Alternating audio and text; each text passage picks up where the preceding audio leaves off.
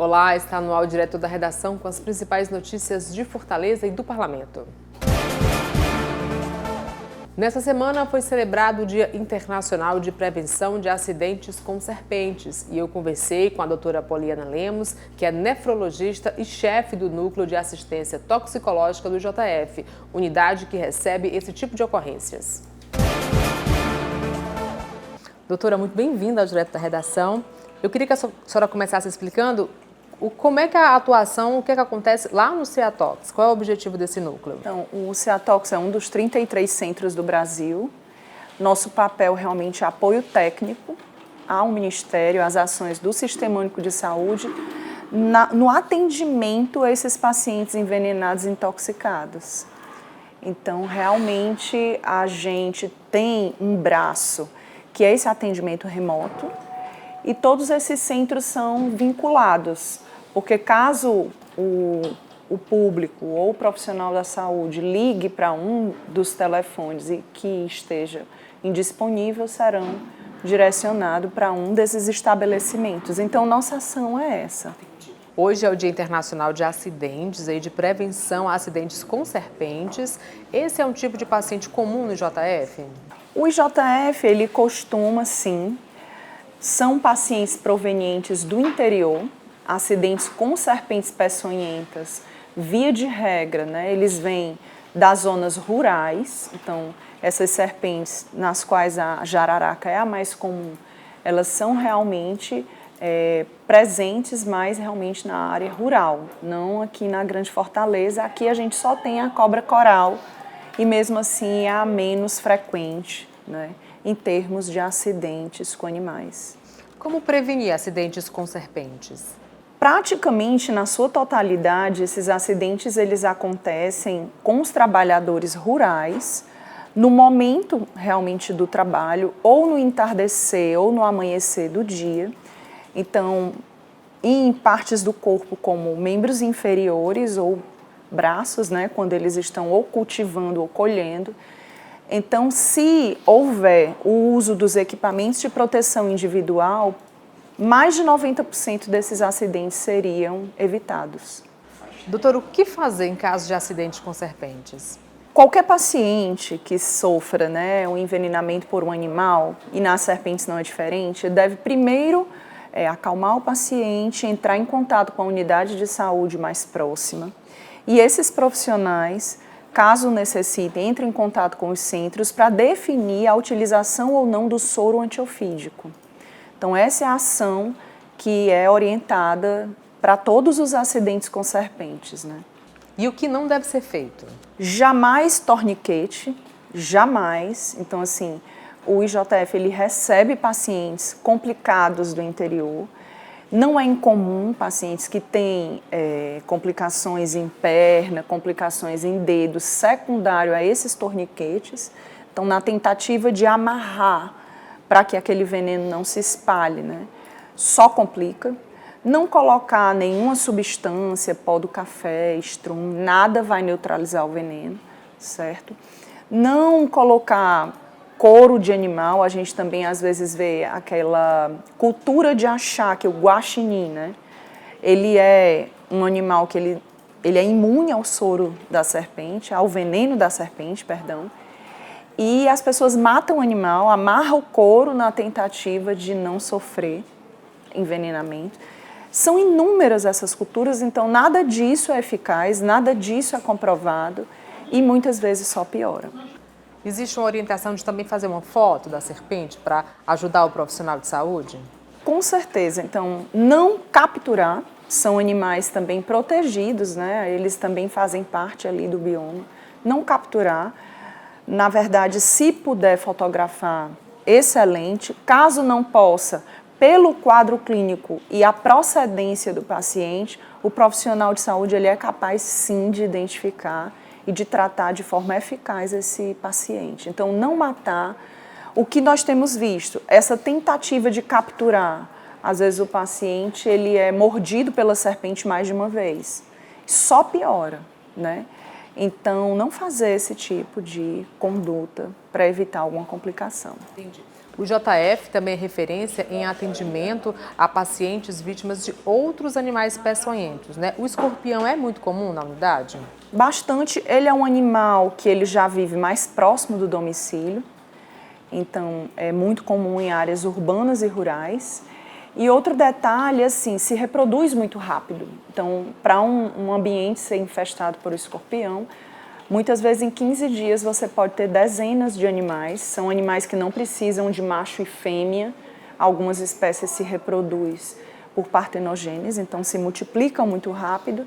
E daí a gente no IJF esse ano já recebeu mais de 2.000 pacientes com esse tipo de acidente. E qual a orientação em caso de picada de escorpião? O escorpião, via de regra, 95% dos acidentes são classificados como leves, não levam a complicação. Porém, a dor é importante. O que leva o paciente à unidade de saúde é a dor.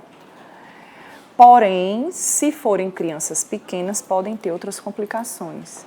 Sempre, criança abaixo de 6 anos, a nossa orientação é que vá buscar a unidade de saúde. Os outros pacientes busquem informação, então muitas vezes uma ligação ele vai ser o suficiente, se o caso realmente for leve, mas isso aí só o profissional de saúde pode, de forma mais segura, orientar.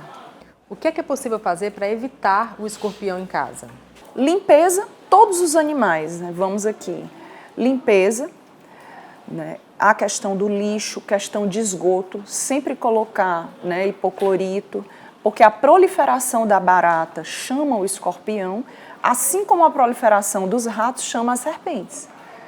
Então a gente está vendo uma cidade crescendo para áreas cada vez, né, mais arborizadas, mais com outras vegetações, e esses acidentes, sejam com escorpião ou serpentes, tornam-se mais comuns. Então, limpeza, controle dos roedores, controle da barata doméstica.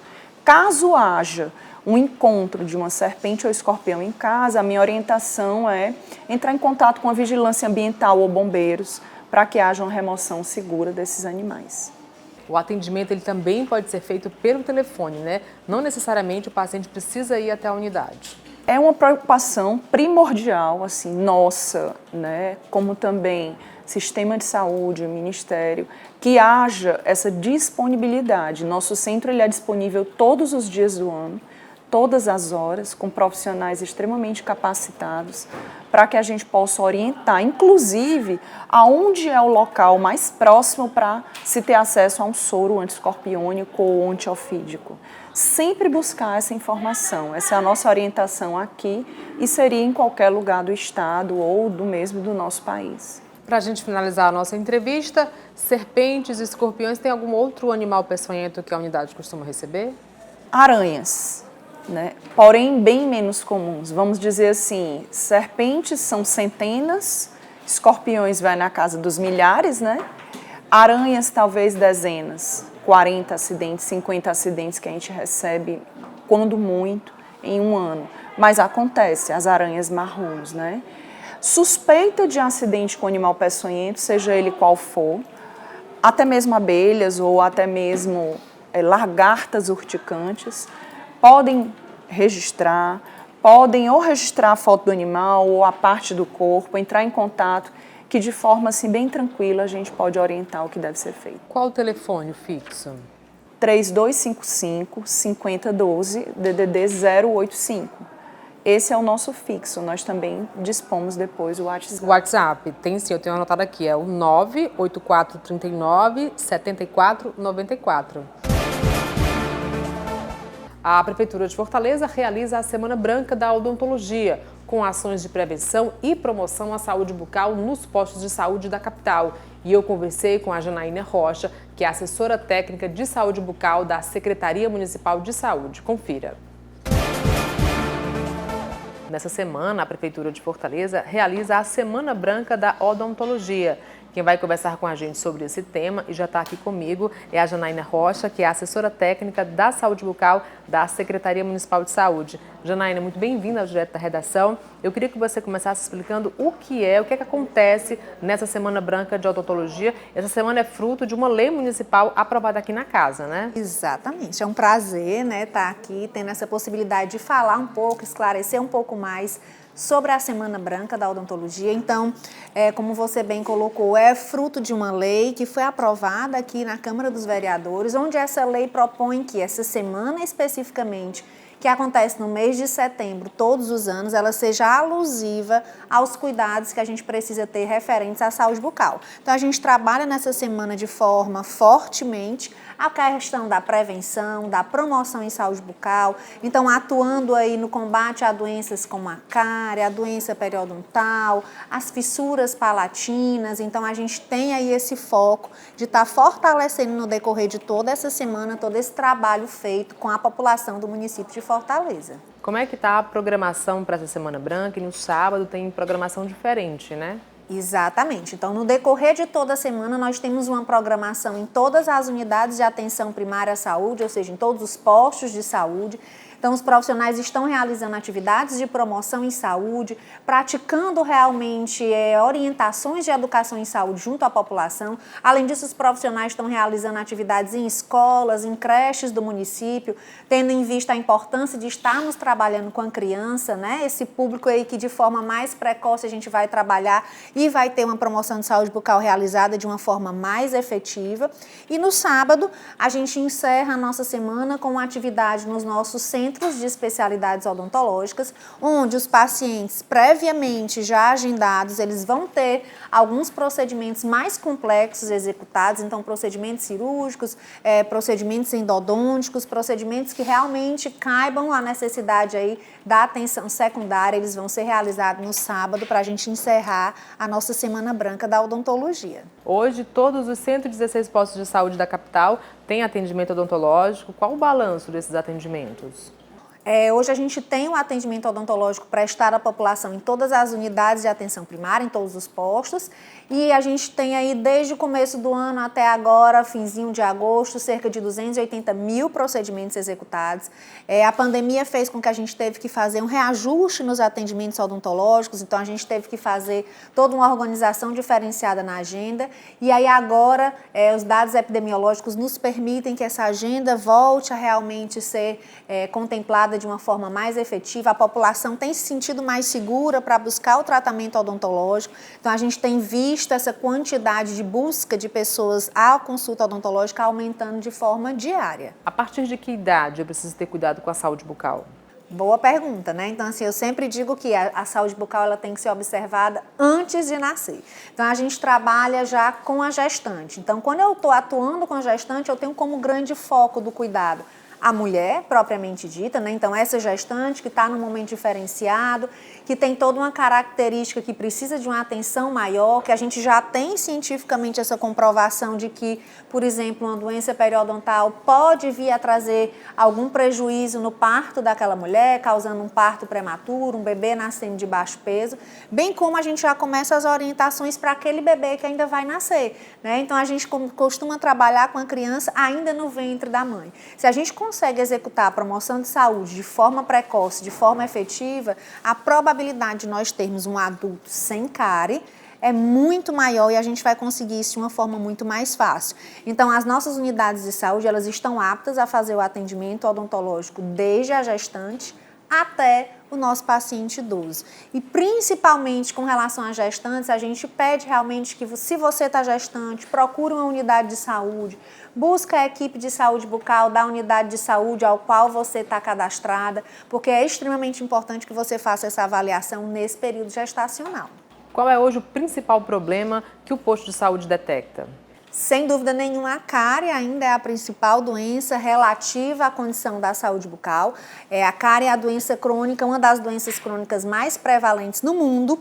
Então, a gente precisa, de fato, combater ainda de forma efetiva a cárie, principalmente junto às crianças, né, que é a faixa etária que realmente é mais acometida por toda essa questão de uma alimentação mais irregular. Então, a cárie hoje ela é associada intimamente à questão de consumo de açúcar excessivo e uma falta de higienização de forma adequada da saúde bucal. Então, a gente precisa associar as duas coisas. Eu preciso controlar o meu consumo de açúcar, então eu não posso estar comendo açúcar de forma esporádica no decorrer de todo o dia, né? Tá fazendo pequenos lanches com açúcar, eu tenho que controlar esse consumo. Quanto mais açúcar a criança ou mesmo o adulto está exposto, maior a probabilidade da gente ter o desenvolvimento da cárie. Então, a higienização bucal tem que estar atrelada de uma forma muito específica. E eu estou falando aqui do açúcar especificamente relacionado à cárie, mas a gente pode estender aí os problemas do açúcar relacionando à diabetes, à obesidade. Então, o açúcar, de fato, é algo que a gente precisa controlar dentro da nossa alimentação. Na saúde bucal, é super importante trabalhar a prevenção. Por quê? Sem dúvida nenhuma. Então, assim, prevenção é sempre a melhor saída, eu evitar que algo aconteça.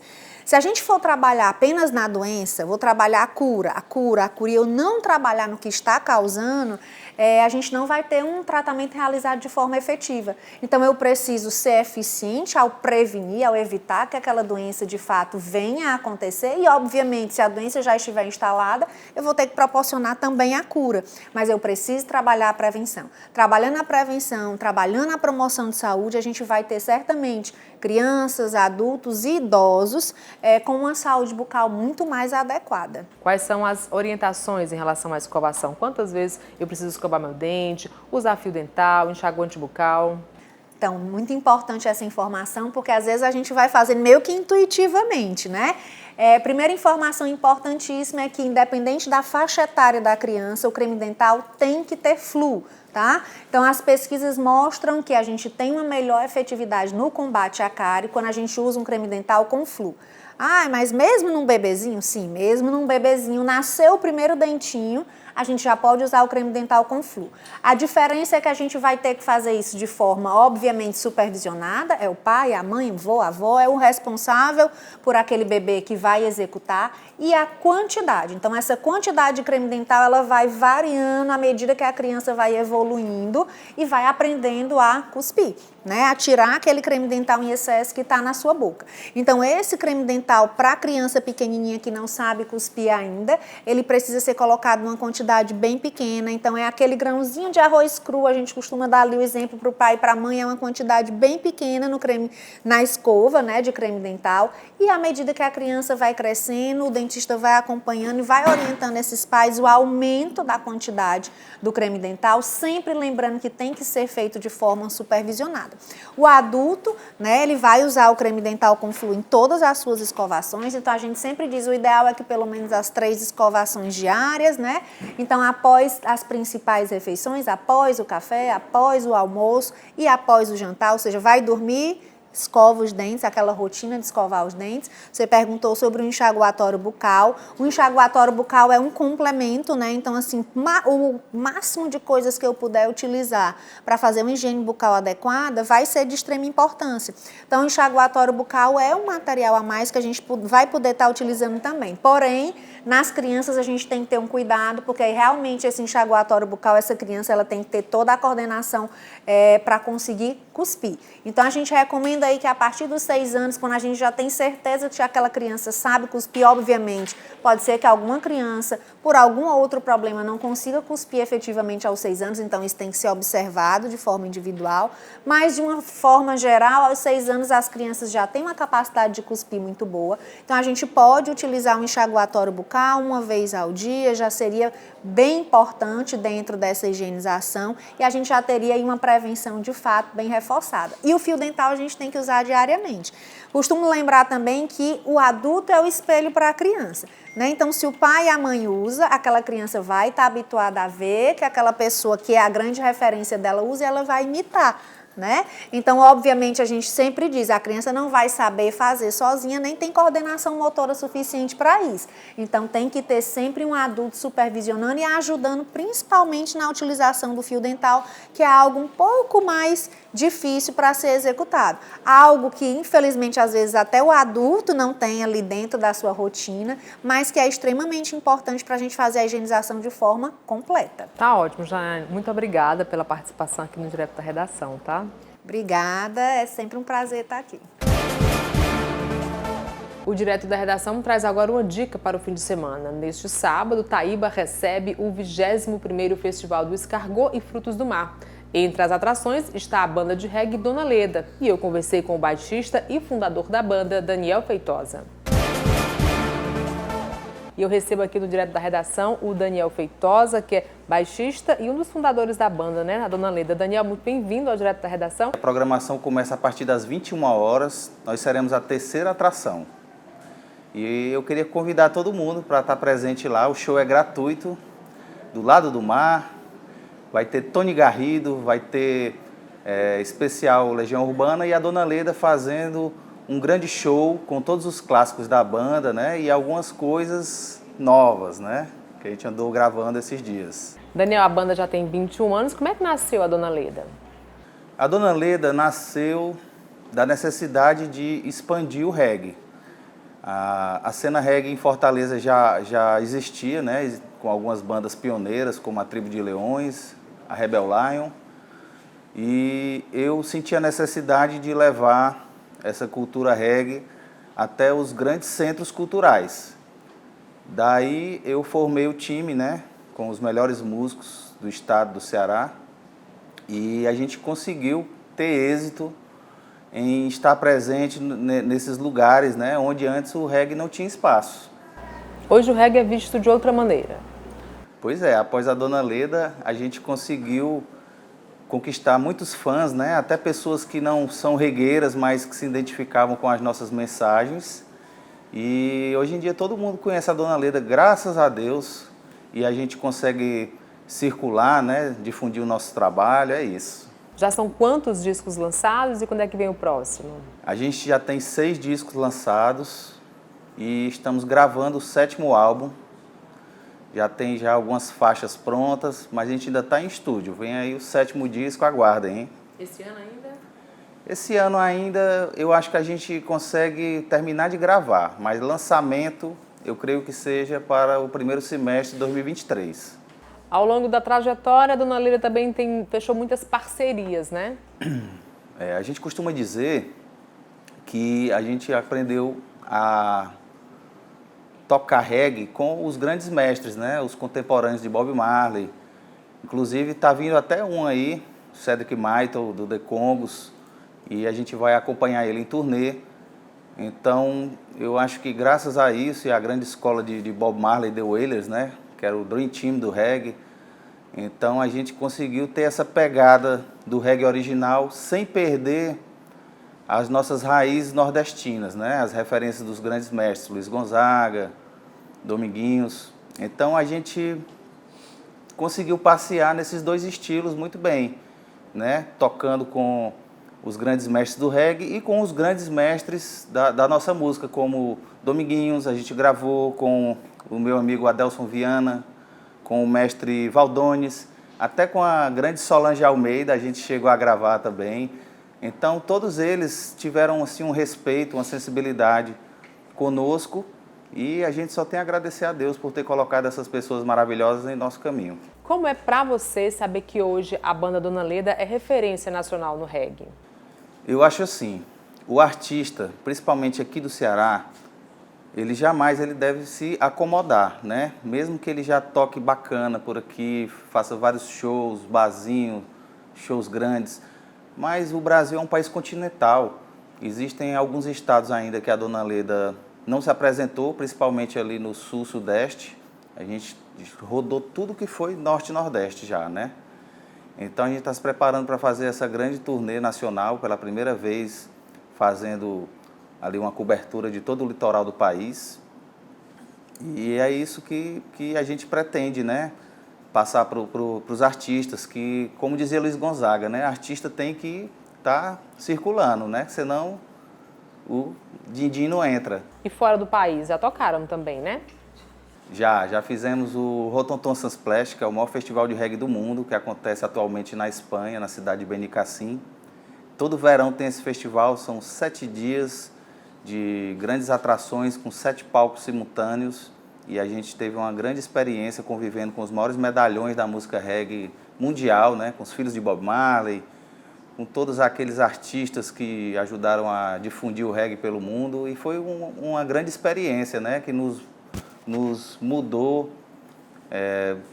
mudou o nosso parâmetro de até onde a gente pode chegar, né, com esse estilo musical. Ele é muito respeitado, o reggae, na Europa, nos Estados Unidos também, e no Brasil a nossa missão é levantar a bandeira do reggae, né, de uma forma digna, de uma forma respeitosa, e levando a nossa mensagem a todos aqueles que nos procuram, né, que vão aos shows, que acessam as nossas redes sociais, né, que é o @DonaLedaOficial. Quem quiser conferir o nosso trabalho, está tudo lá. O público hoje de Dona Leda é um público plural? A gente tem o público infantil, as crianças gostam muito, cantam as músicas, e adultos, pessoas que também não são do reggae. O regueiro também mais radical curte muito, né, o nosso trabalho, por ter todo esse embasamento. É uma bênção, né? Você ter todo esse carinho dos fãs, de pessoas que nem têm o conhecimento do reggae, mas da Dona Leda eles gostam. Bacana, bacana. Daniel, para a gente finalizar nosso bate-papo, faz aí um convite para quem está nos assistindo. Nosso show vai ser o encerramento, acho que 1h da manhã, depois do show do Tony Garrido. E eu quero ver todo mundo lá com a gente para espalhar essa energia positiva para todo mundo, tirar o mofo da pandemia e dançar muito reggae. Tá ótimo, então. Obrigada pela participação aqui no Direto da Redação. Bom show, viu, Daniel? Eu fico por aqui. Muito obrigada pela companhia e até o nosso próximo encontro. Tchau, tchau.